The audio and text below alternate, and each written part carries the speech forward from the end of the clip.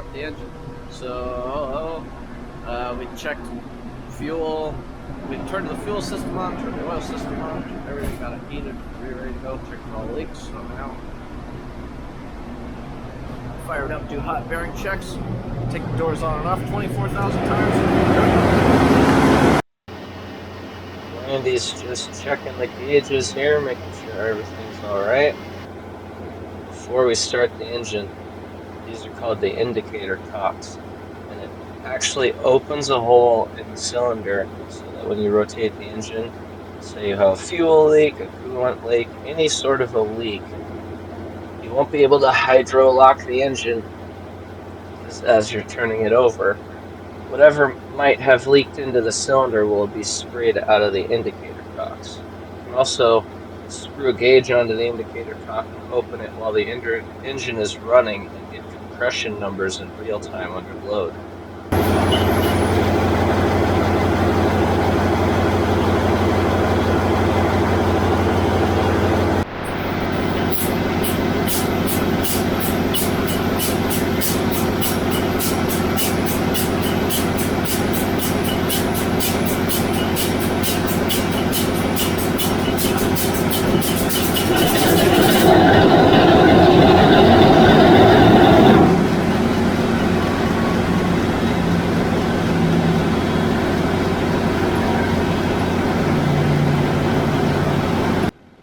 So we got the engine fired up for a brief second and realized that the governor is low on oil. Now we're topping off the level just to get everything in spec here.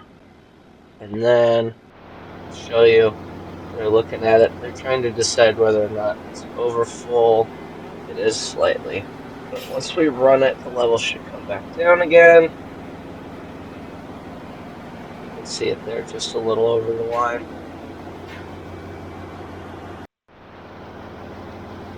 And I don't know why it's so noisy down there. Look, Randy's yelling behind my ear, not in my ear. Half the time I know what he's saying, and half the time I don't know what he's saying. You know, I'm smiling not. Smiling not. Just trying to figure out the oil level and whether or not everything is kosher. So this has to do with the engine overheating. The crankcase doors, they're called explosion doors.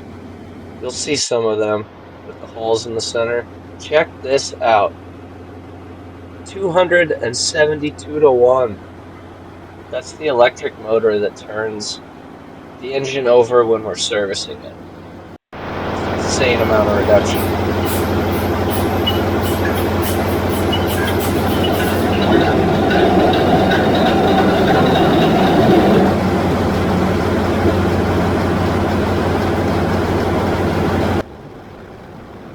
I don't know why Randy keeps messing with the fuel rack there with this crescent wrench.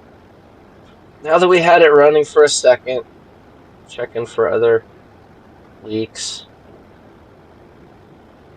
Top, bottom, left, right. Front to back.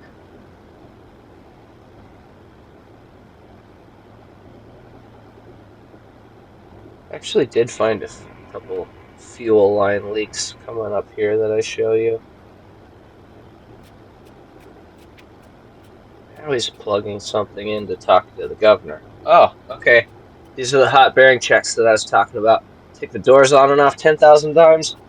They have a whole bunch of nuts all the way around them. You got to take the doors off and then use a temperature gun to measure the temperature of the rod bearings, the main bearings, anywhere in and around there.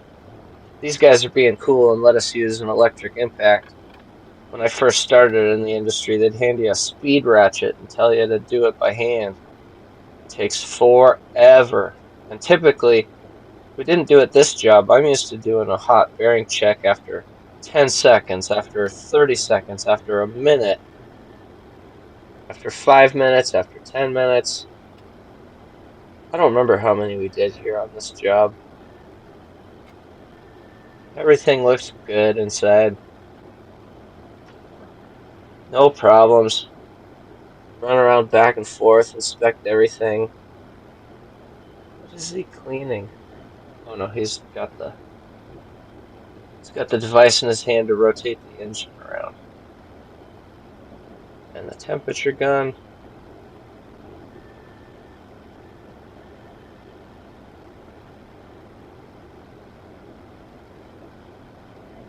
It's not a very glamorous process, but it needs to be done just to make sure that none of the bearings shifted. There's no problems down in there. It gets expensive and catastrophic if we have a bearing failure here. Getting the doors put back on so that we can run it again. Just to take the doors back off again. See all the diapers and rags that we have down there to clean up the oil mess, because every time you take the door on and off, you spill oil everywhere. So much nicer and faster to be able to use a gun to do this.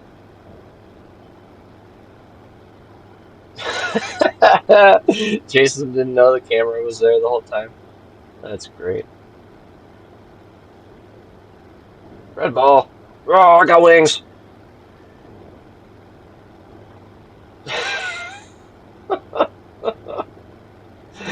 You can tell I've been on this boat too long. Randy's checking out the gears that I rebuilt. That was so awesome that I was left in charge of putting the whole gear stack and timing the engine. That I loved that responsibility. Everything worked out great in that department. It was a gigantic amount of stress for the upper management in the middle trying to figure out parts. Here's one of the fuel line leaks. Look at that. See how the hoses expanded right there? It was pissing diesel out of that cylinder right there. I found a couple on both sides of the engine. And look at this. We don't have an Allen socket, so he's got an Allen with a crescent wrench on the handle, tightening the crap out of these. These are like 17 or 19 millimeter Allens. These are actually it's probably standard. I don't know. 11/16 or 3/4. It's a big Allen either way. We ready to fire again? Or did I find? Oh, yep, nope. There's the fuel leak in real time. Another line that needs to be replaced. We'll get that done here next. Hopefully I got some footage of us tightening with this crazy 4-to-1 torque multiplier. Put the ratchet on this side, and this increases the torque times 4. So we put 210 Newton meters on this side, and it tightened the bolt to 840.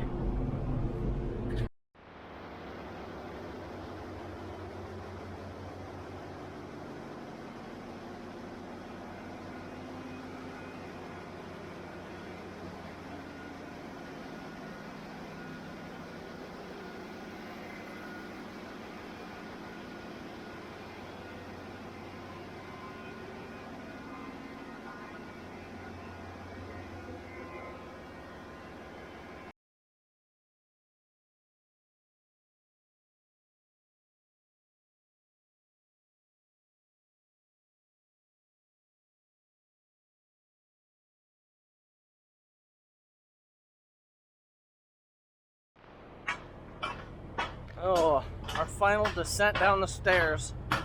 We out of here. Looking like a fucking, like I'm at the airport with all this shit. Oh, I stole their rag on my head. That's hilarious. I totally forgot about it. See you later, boat. And California, just like we started, we're ending with it fucking gray and cold. What the hell, California? Hello. Final room check. Okay. Everything. Got everything. Right, packed up. Oof. Yep, okay. That thing broke. Never seen a loofah fall apart before. Alright. Grab this heavy pitcher in a minute. This is funny. I'm at the gas station in my town car. And he picked the wrong pump, so he's got the cord coming from the far side over here, and he bought me a tea for my troubles. My troubles. Ha, what are my troubles? I'm just sitting here. That's funny. But yeah, never been to the gas station in a taxi before.